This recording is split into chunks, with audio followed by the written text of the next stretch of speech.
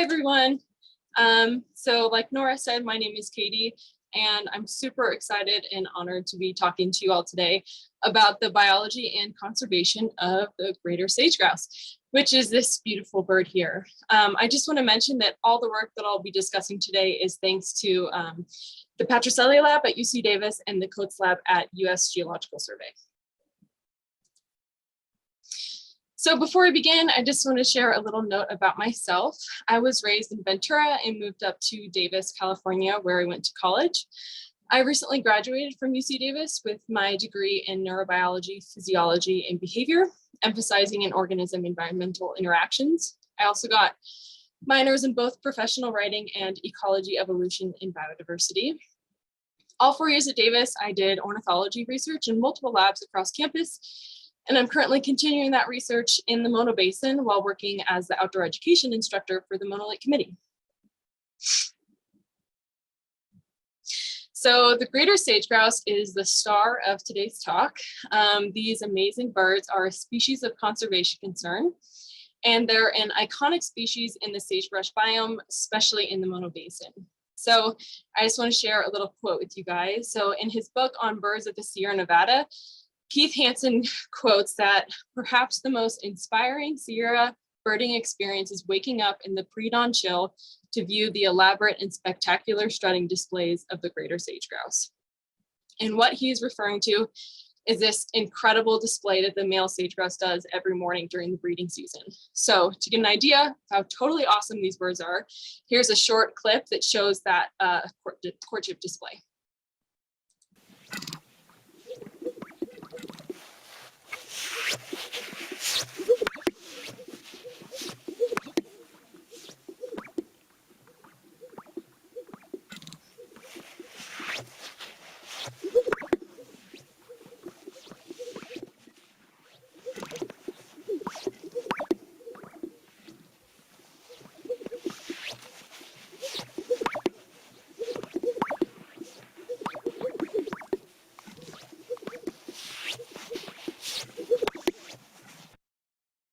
Okay, so I hope that gives you an idea of how awesome these birds are.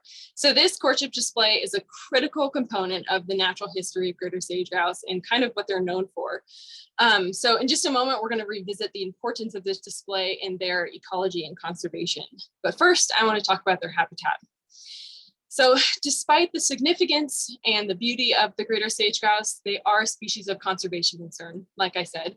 So this has led to their consideration for listing under the Endangered Species Act, and they're currently listed as near threatened. So this figure here, produced by US Fish and Wildlife Service, shows the dramatic decrease in greater sage-grouse range over the years. So the lighter green is their historic range, and the darker green is their current range. So you can see how much it's decreased.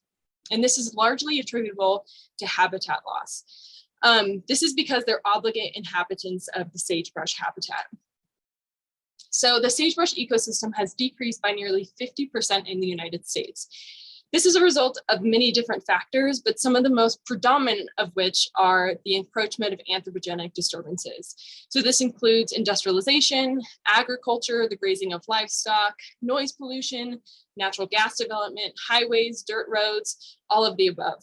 In addition, both wildfires and invasive plants and animals, for example, invasive grasses and horses, have replaced and or devastated this precious ecosystem.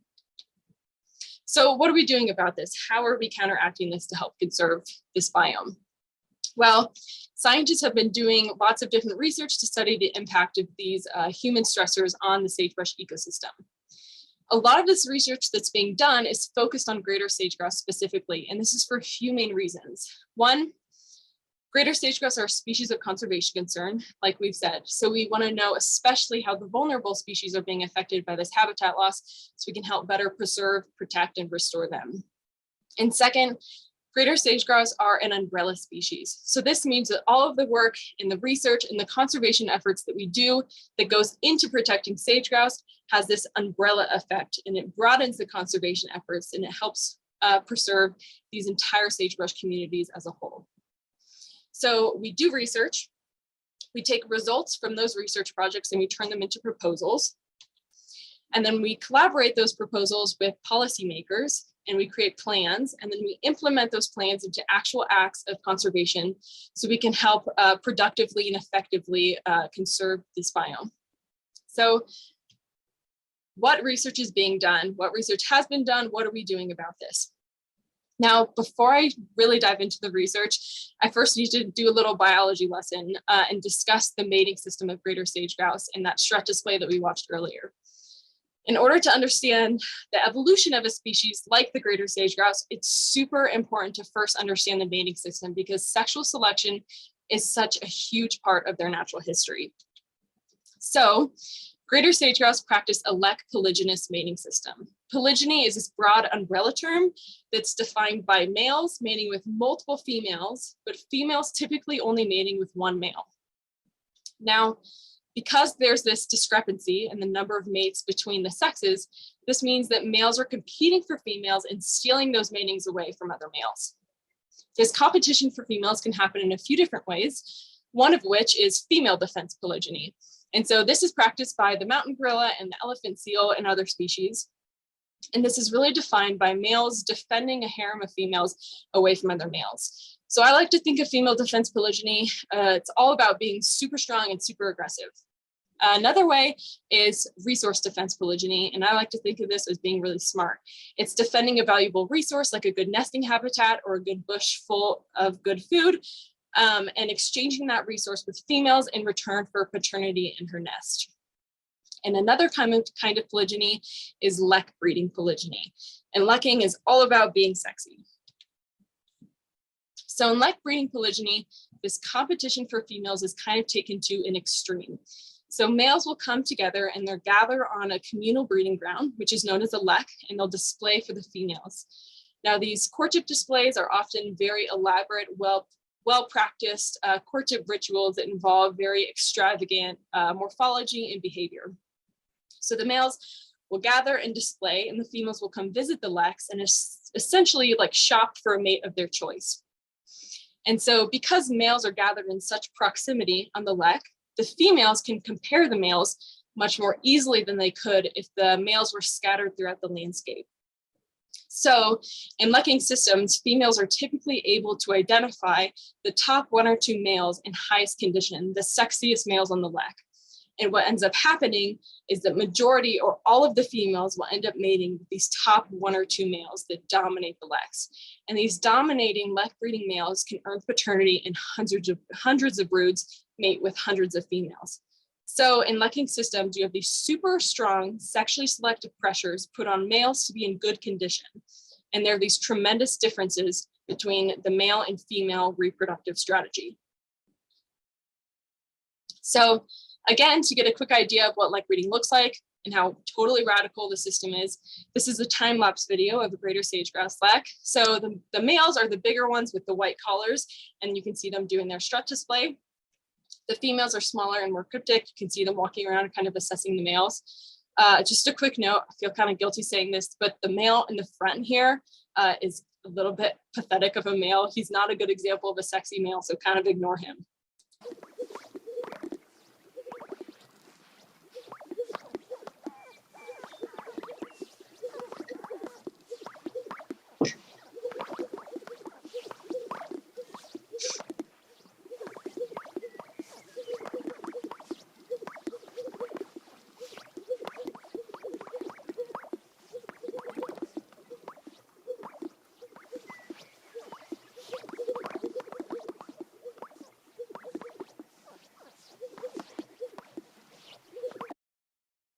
Okay, so that's what lek breeding is, and this is what the greater sage-grouse does every spring out in the Mono Basin.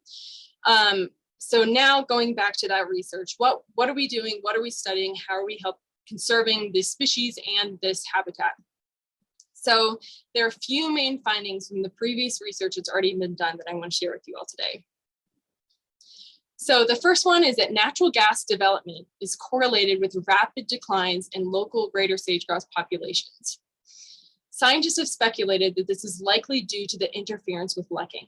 So other findings is that both male and female attendants are known to be decreased or trending downwards on leks that are affected by anthropogenic noise.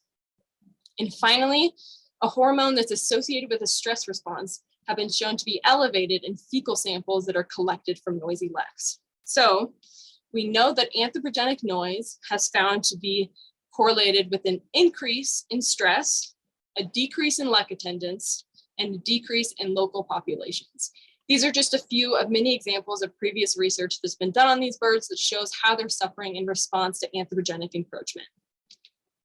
So what are we currently working on?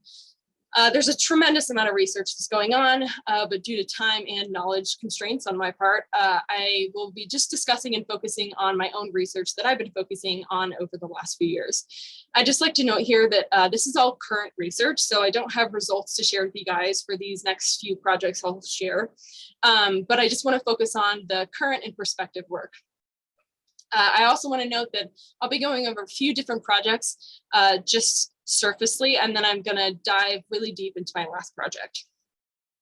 So the first project is looking at nest site fidelity, and this examines how the success of a previous year's nest affects the likelihood that a female will re-nest nearby or within that same nesting site. So again, I don't have results. However, preliminary data suggests that greater sage-grouse employ a win, stay, lose, shift strategy. This means that a successfully nesting female will build her next year's nest close to that original successful site. But females whose nest fails will move their next year's nest to an entirely new site.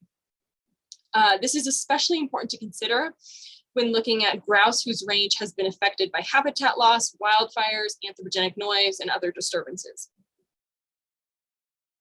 We've also been investigating how ravens are affecting lek behavior and performance. So ravens are a known nest predator of greater sage-grouse, and they're also known as an invasive native species. This basically means that their populations are totally out of control and they've grown a ton. So we're measuring how the strut rate, otherwise known as the time in between a male's display, is adjusted following a raven occurrence on the lek, and how these ravens are affecting the lekking behavior of sage-grouse males. Incidentally, we also know very little about how the species develops in the egg. So I'm really interested in developmental biology, so I kind of incorporated that into my lab work, and I began exploring these embryonic samples at different developmental stages. So what we do is we track down females and we figure out where they're nesting, and after the nesting period, we'll collect eggs from the nest, both the hatched eggshells as well as the unhatched failed eggs. And so I have dissected all of those failed eggs and figure out if they're fertilized or not, what the embryo looks inside, and then taken a ton of measurements of those embryos to kind of track the developmental and embryonic stages of a developing embryo, or of a developing sage-grouse. I would also take those failed eggs, and before I cracked open to them, I would take lots of different pictures of them. So the one on the left here is just a picture to get at the pattern of the spots on top of the eggs. So nest parasitism is a strategy of laying eggs in another individual's nest, whether that's of the same or different species, to kind of avoid parental care. Sage-grouse are known to do this, and so I was looking at the patterns on the eggs to see if there's any maternal uniqueness to help counteract other females laying their eggs in their nest. I also candled all the eggs, and so candling is a process of illuminating a light through the egg in order to illuminate the air cell. So you can see in the right picture, this kind of lit up portion is the illuminated air cell. Now, the size and the angle of that air cell changes predictably with the developing embryo. So by studying this relationship, we can help researchers determine the egg of the embryo inside without actually opening up the egg. I was also able to explore the fertility and hatchability of sage-grouse by opening them and figuring out whether they were fertilized or not, and if they were fertilized, why they didn't hatch. Both fertility and hatchability are huge topics of interest when it comes to conservation. And finally, the big project that I really want to share with you guys is my offspring sex ratio project. So during the last 4 years, I've been investigating the maternal adjustment of offspring sex ratios in greater sage-grouse. So in other words, I've been studying the Trivers-Willard hypothesis. And of course, for those who aren't familiar, in 1973, Trivers and Willard proposed that in certain species, a reproducing female will allocate asymmetrically in sons and daughters. This is called an investment bias. This investment bias can occur either way, advising more towards female offspring or advising more towards male offspring. This can be done behaviorally, physiologically, or both. For example, previous research has found the strategic allocation of life. This would be the production of one offspring sex over the other. And this typically results in skewed offspring sex ratios where clutches have larger proportions of sons or larger proportions of daughters. The strategic allocation of nourishment. So this could perhaps be adjusting the allocation of yolk nutrients or the distribution of food. Protection, so this could be breeding behavior or predator protection of one offspring sex over the other. These are just a few of many examples that's been found in previous research. And this typically occurs when one sex is predicted to benefit more from this investment than another sex. In other words, when there are substantial differences between the sexes. Now, the Trivers-Willard hypothesis has been pretty well studied across taxa, and it seems to be most prevalent in lek polygynous systems. And this is because there's such strong sex differences in lek polygynous systems. There's a tremendous difference between the males and the females. And one of those differences is the relationship between a male and female's condition and their reproductive success. So this graph here really demonstrates that. So the blue line represents males, and like we discussed, you're going to have those one or two super high condition males that get all of the matings, super reproductively successful male. And then the rest and the vast majority of the males, all those low condition, medium condition males have zero reproductive success. So there's a super strong difference between the relationship between condition and reproductive success for a high and low condition male. And then the red orange line here shows that relationship for females. Now, it doesn't vary quite as much. A high condition female or low condition female may vary because maybe a high condition female can afford to lay more eggs or feed her offspring more than a low condition female. But females have authority over the reproductive decisions made on the lek. So a high condition and low condition female have an equal chance at mating with the male that they want to mate with. So if we think to the Trivers-Willard hypothesis, the take-home point here is that a high condition male has greater reproductive success than a high condition female. However, a low condition female has greater reproductive success than a low condition male. So thinking to Trivers-Willard here, it would be advantageous for a reproducing female in a lek polygynous system to allocate asymmetrically in sons and daughters according to their predicted body condition. How do we predict that body condition? So as we know from both the ontogenetic environment that the female provides, as well as the genetics that she passes down, maternal condition is often reflected in that of her offspring. So let's say we have this high condition male or this high condition female here. She is super healthy, goes to the gym, is really strong, in great shape. She's likely to have high condition offspring. Then we have this low condition female. She's not very good. She kind of gets sick often. She's kind of lazy. She's probably going to have low condition offspring. Now, thinking back to this little chart here in the corner, because high condition males have such high reproductive success, this high condition female, when she has offspring, should invest in sons, because if they're dominating male, they'll have way higher reproductive success than their high quality sisters. However, this low condition female should probably invest in female offspring because they'll have higher reproductive success than their low quality sons. So again, this mechanism is pretty well studied. It's been looked at in multiple different species. And so, for example, in 2005, Pike and Petrie did a study on peafowl, which are a lek breeding bird. And they found two main results here. The first one is the relationship between the sex ratio of the clutch and maternal plasma corticosterone. So corticosterone is that avian glucocorticoid, the hormone associated with the stress response that we talked about earlier. And so they found a negative relationship here. So as the stress of the mom goes up, the proportion of sons in her offspring goes down. So stressed out females are investing more in female offspring. And then they found the inverse relationship between sex ratio proportion of males and then maternal body condition. So to get at this, they kind of measured body mass of the females, and they found that females with higher body mass invested more in sons. So stressed out females are investing more in daughters, and females with higher body mass are investing more in sons. So though this mechanism is pretty well studied, it has not yet been looked at in greater sage-grouse. So that's what I've been studying for the last few years. I'm comparing maternal body condition to offspring sex ratio or offspring sex allocation and seeing if there's a relationship here. In order to do this, I have done some field work. Like any research project, mine begins with field work. Obviously, I've been in school the last few years, so it's been hard for me to go out in the field and collect all this information and data. So I have been volunteering with USGS field crews as often as I can. And so we go out in the field and we trap these female sage hens and we collect information from them. So some of the metrics that we've been taking are morphometrics. This is basically body measurements to get at fat reserves and residual mass. We also take age. This is to get at experience. And finally, corticosterone, that hormone associated with the stress response. So I'm using morphometrics, age, and corticosterone as a proxy for maternal condition. And I'm comparing this to offspring sex allocation. To measure offspring sex allocation, I'm using offspring sex ratio, so the proportion of males to females in the clutch. In order to measure this, like I said, we track the females and we monitor their nests. Once the nests hatch, we go to those nests and we collect all those leftover eggshells and the unhatched eggs. I take those eggshells back to the lab and I extract the embryonic membrane from the hatched eggshells, which have DNA that I test for sex determination assays. And so we get the sex of the eggs and we figure out how many males and how many females are in each clutch. And this is a way to measure offspring sex ratio.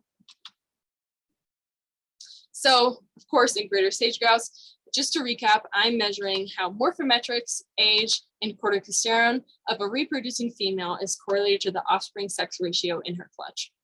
Of course, again, this is an ongoing project, so I don't have results quite yet. But as we discussed earlier, there's previous research that does provide some insight on the potential results of this project. So like I previously said, there's about 17% higher stress on leks that are affected by anthropogenic noise. So we know that anthropogenic noise is affecting individual grouse, and we know that it's affecting them in a negative way. It's depressing their body condition by increasing their stress levels.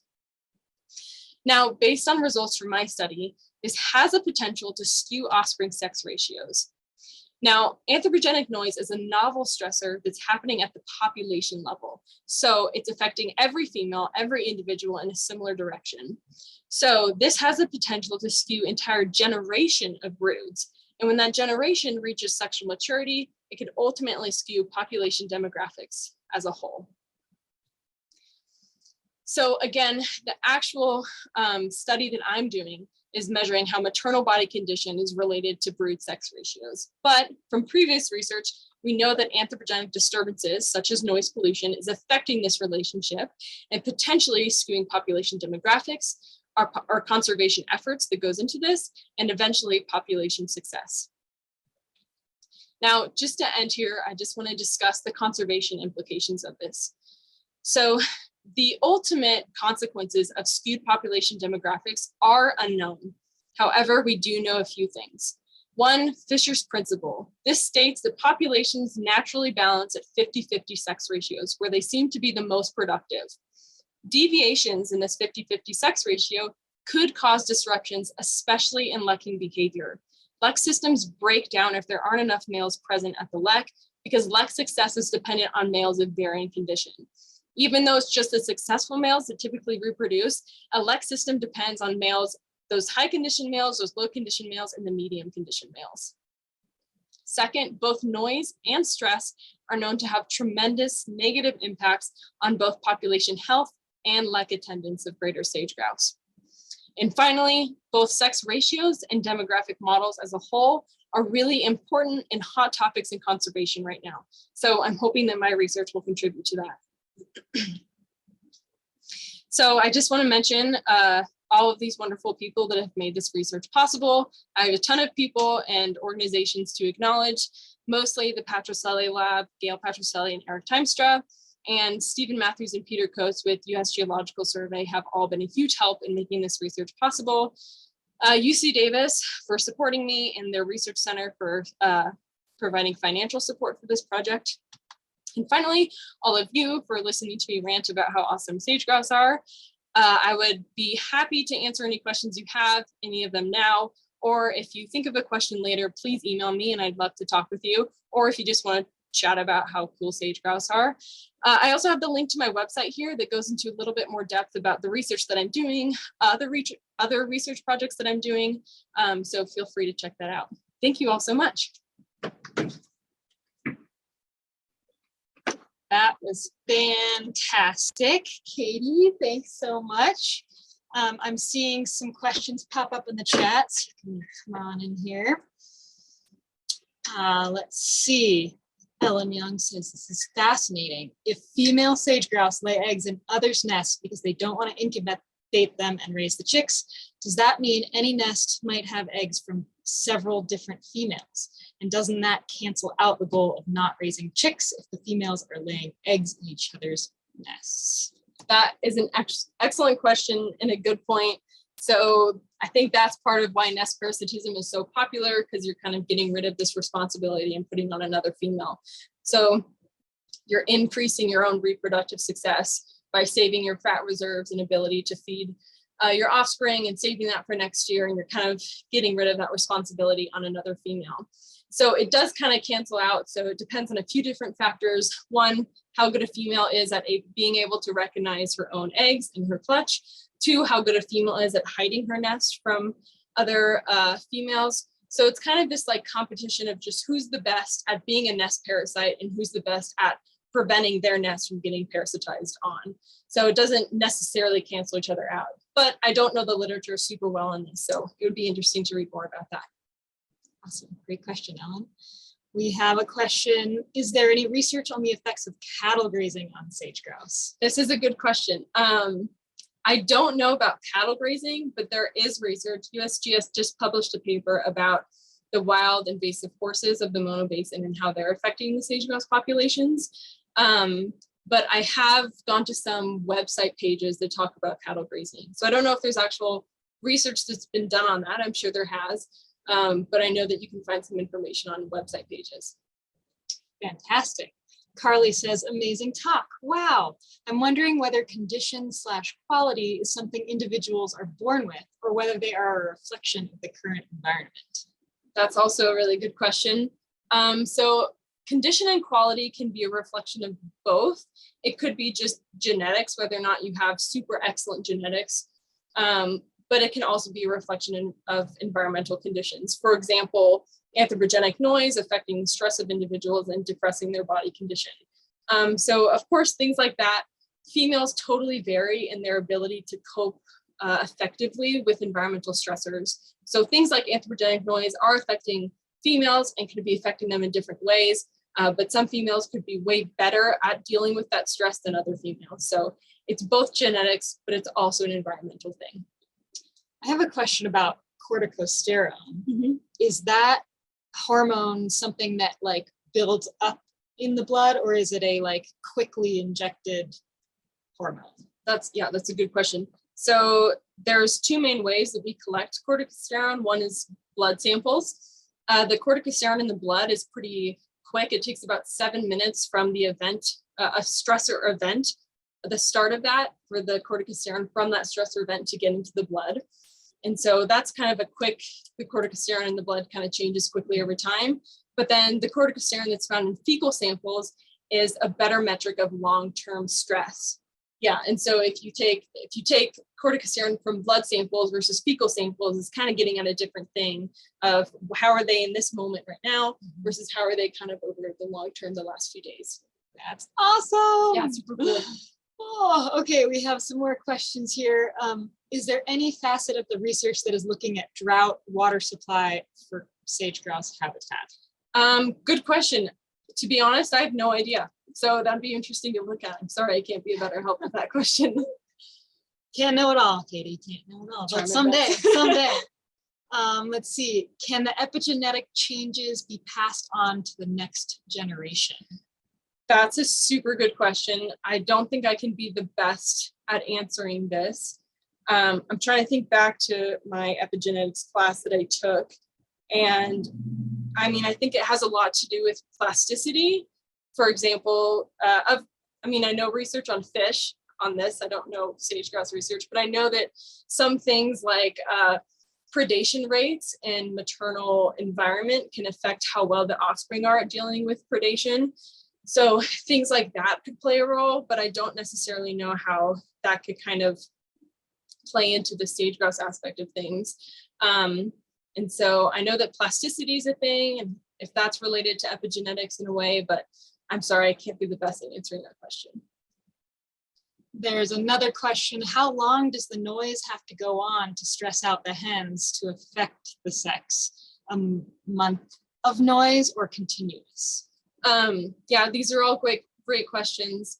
So I know for the studies that they found this increase in stress, it was a season of playing, they would play anthropogenic noise from a speaker. So it would be an experimental lek. And I believe that they played it for a pretty solid portion of the breeding season. So I think it would be more sustained over one breeding season.